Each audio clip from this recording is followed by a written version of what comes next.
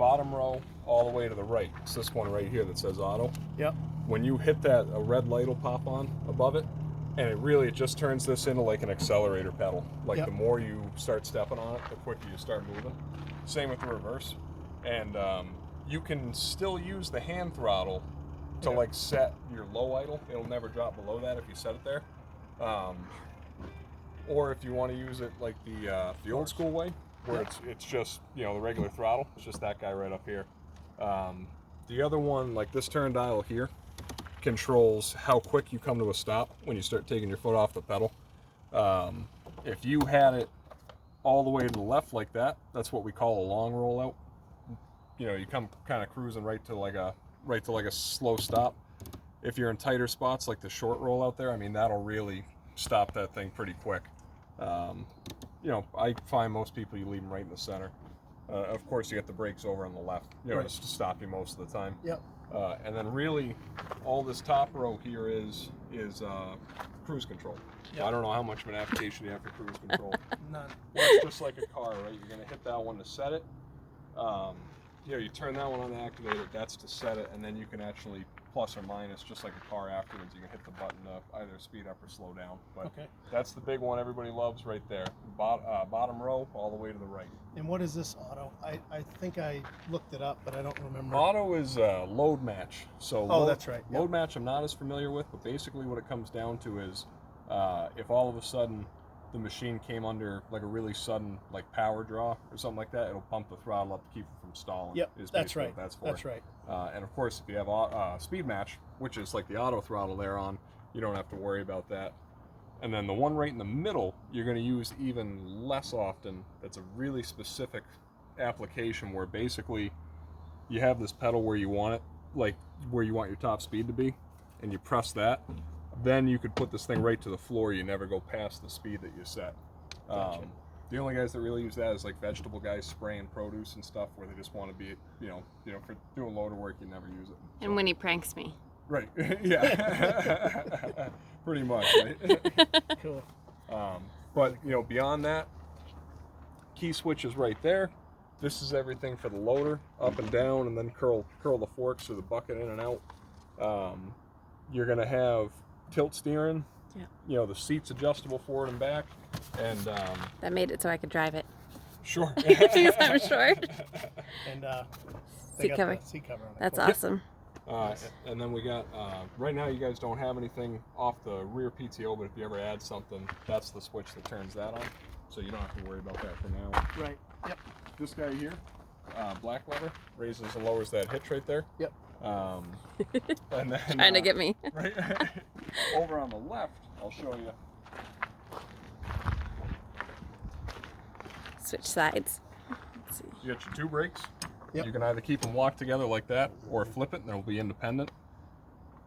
This pedal down here, this one's easy to miss if you're not looking for it. You step on that with your left heel, it's just diff lock. Just locks the two rear wheels together. Yep. Two-wheel drive and four-wheel drive is right here. You just pull it up to put it into four-wheel drive. And you got like kind of like an automotive style parking brake. Just pull the button, drop that down.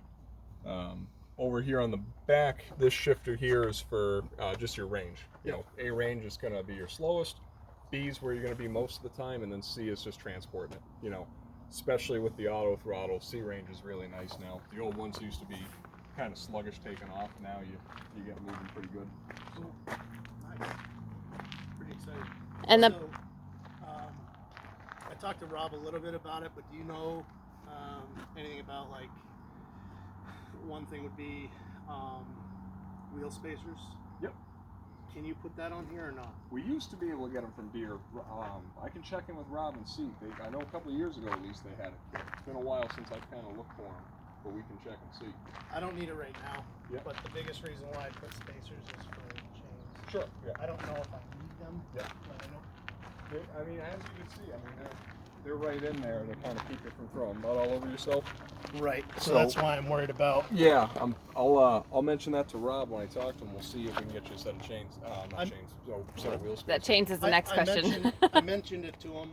Yep. But I know they used to. I did some research on it. I've been researching tractors for 2 years. Yeah. Trying to figure out which one I wanted. Gotcha. Since we bought the COVID. property. COVID kind of killed my dreams last year. Yeah. So I hear you. You know, I was furloughed for like 8 weeks, so Yeah. that was hard to make a purchase like Right. this during that time. Yeah. So I've been researching this. I started with I went to a Kubota dealer. I was gonna get a B series, and then the Kubota dealer talked me into an L series. Then Yep. I decided I didn't want an L series because it was too basic. Yeah. Then I started looking at Deere's. I was gonna get a 2032. Yeah. So I got a quote for that. Yep. And then I started to realize it might be too small. Mhm. So then I was like, okay, maybe I need a 3033. Yep. Then I went back to looking at Kubotas, and I decided I wanted to get a L3560, which Yes. is the Grand L, Yep. which is really similar to this. Yes. And that's where I got put on the list for a 3560 Grand L, and then they're like, well, it's gonna be 3 months. Yeah. So she's kept busting my balls about, well, I want a green one. I'm like, I want a green one too, but. Yeah. Growing up, it was only deer. That was only up in Vermont. That was all you're allowed to have. I have a 1984 Deere lawn tractor that I absolutely love. Yep. So I love Deeres, but Yeah. so No, we appreciate you guys coming down. We appreciate the business. We're glad it worked out. It was yeah, just we're a really fluke. glad. I was getting my second COVID shot. Yeah. And I was like, well, we can stop in and see what, maybe I can drive one this size that he Yeah. was talking about and see.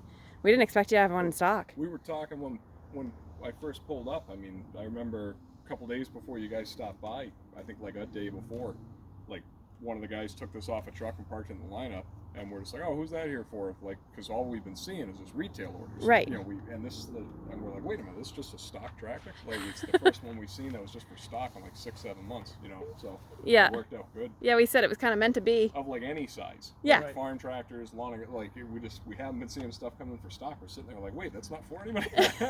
And then we drive in, and I'm like, well, this is kind of like that other one, but it's a little bit smaller. Yeah. Or it's a little bit bigger. Yep. And she goes, well, it's right here. You should just buy that Yeah. one. I'm like, okay, No. I'll take a bigger I'm like, one. you'll never want the bigger motor, No. right? Because he was gonna go with the smaller motor on this size. Yep. No, like I said, I had a 3720, and this is basically just what replaced that. And I love that tractor. I did a lot of work with that thing. So Perfect.